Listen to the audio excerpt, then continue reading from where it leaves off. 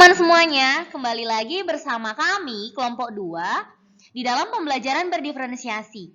Hari ini kami akan membahas topik bahasan yaitu mengenai apa itu pembelajaran diferensiasi. Untuk itu, mari kita dengarkan bagaimana penjelasannya. Selamat mendengarkan. Nah teman-teman, sebelum kita masuk lebih jauh terkait pembelajaran berdiferensiasi, ada baiknya teman-teman tahu dulu terkait definisi dari pembelajaran berdiferensiasi itu sendiri. Menurut Tomlinson, pembelajaran berdiferensiasi itu adalah usaha untuk menyesuaikan proses pembelajaran di kelas untuk memenuhi kebutuhan belajar individu setiap murid.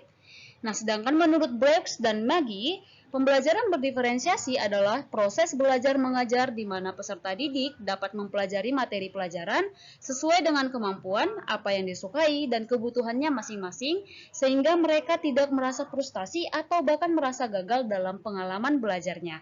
Nah, dari pengertian-pengertian tersebut bisa disimpulkan bahwa pembelajaran diferensiasi tersebut adalah proses kegiatan belajar yang disusun untuk memenuhi setiap kebutuhan dari seorang peserta didik. Baiklah, setelah kita mengetahui definisi dari pembelajaran berdiferensiasi tersebut, kita akan lanjut ke karakteristik pembelajaran berdiferensiasi. Yang pertama itu, fokus pada kompetensi pembelajaran, di mana kompetensi inilah yang menjadi tujuan yang paling penting yang ingin dicapai oleh siswa. Jadi, guru harus memahami alur pembelajaran yang sesuai dengan kebutuhan siswa. Yang kedua ada pengelompokan peserta didik. Pengelompokan peserta didik ini bukan dimaksudkan untuk membeda-bedakan peserta didik berdasarkan keahlian ataupun tingkat kecerdasannya. Jadi, melainkan pengelompokan ini bertujuan untuk membantu dalam proses belajar mengajar demi keberhasilan peserta didik. Yang ketiga ada evaluasi kesiapan dan perkembangan belajar peserta didik yang diakomodir dalam kurikulum. Nah, di sini perlu adanya pemetaan kebutuhan peserta didik yang kemudian akan dimasukkan ke dalam strategi pembelajaran, di mana berdasarkan hasil pemetaan ini, guru dapat menciptakan strategi pembelajaran yang sesuai dengan kebutuhan siswa. Yang keempat ada peserta didik menjadi pembelajar yang aktif. Setelah guru mengetahui keadaan siswa baik secara tingkat kecerdasan siswa dan kebutuhan lainnya, peserta didik menjadi aktif dalam kelas karena telah sesuai dengan metode belajar yang diminati oleh siswa tersebut. Jadi siswa boleh menjalankan pembelajaran dengan baik. 5 prinsip penerapan pembelajaran berdiferensiasi. Yang pertama, lingkungan belajar. Lingkungan belajar yang meliputi lingkungan fisik di sekolah dan kelas di mana peserta didik akan menghabiskan waktunya untuk belajar. Yang kedua, kurikulum yang berkualitas. Kurikulum yang berkualitas akan memiliki tujuan yang jelas sehingga guru tahu apa yang akan dituju di akhir pembelajaran. Yang ketiga, asesmen berkelanjutan. Yang dimaksud dengan asesmen berkelanjutan, guru secara terus-menerus melakukan formatif asesmen dalam pembelajaran agar dapat memperbaiki pengajarannya. Yang keempat, pengajaran dan responsif.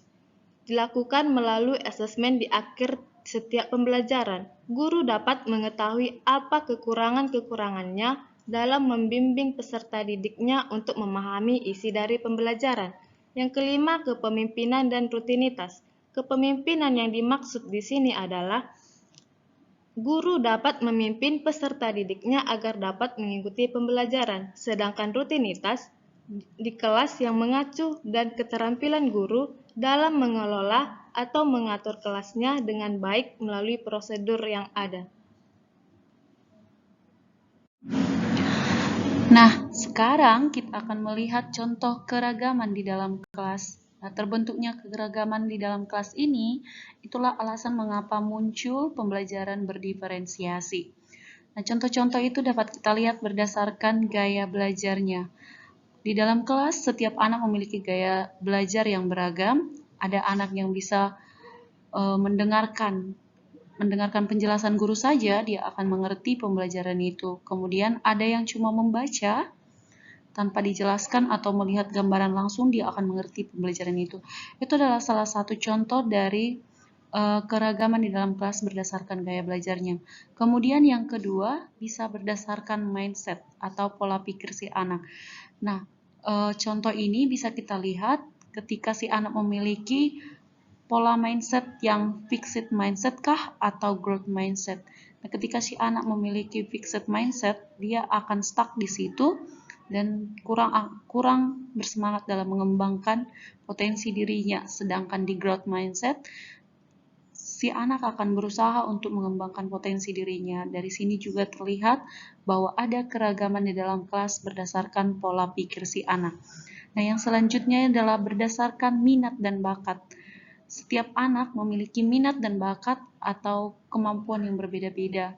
Bisa dia memiliki minat di bidang seni, tapi di bidang sains dia rendah. Tetapi kawannya memiliki minat di bidang sains yang tinggi, tetapi di seninya kurang.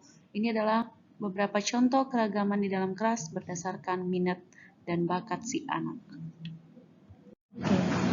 Oke teman-teman, setelah kita mendengarkan beberapa penjelasan tentang pembelajaran berdiferensiasi, dapat kita simpulkan bahwa pembelajaran berdiferensiasi itu adalah proses pembelajaran yang disusun untuk memenuhi kebutuhan peserta didik, di mana kebutuhan peserta didik di sini adalah beragam, ya, seperti gaya belajar yang berbeda-beda, minat dan bakat yang berbeda-beda, serta mindset pada peserta didik yang berbeda-beda.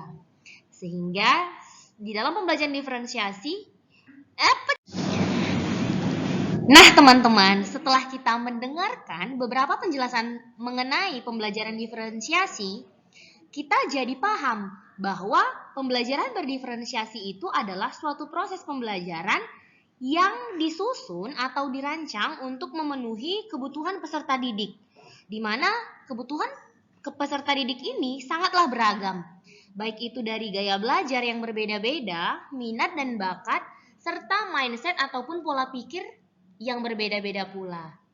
Mungkin penjelasan untuk kok mungkin.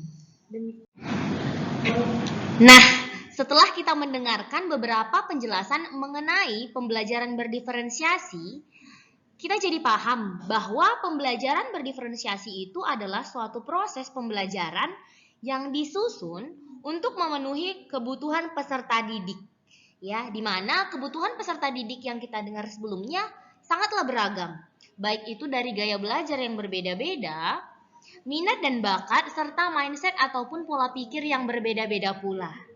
Nah, jadi kami harap teman-teman sekalian bisa paham mengenai pembelajaran diferensiasi.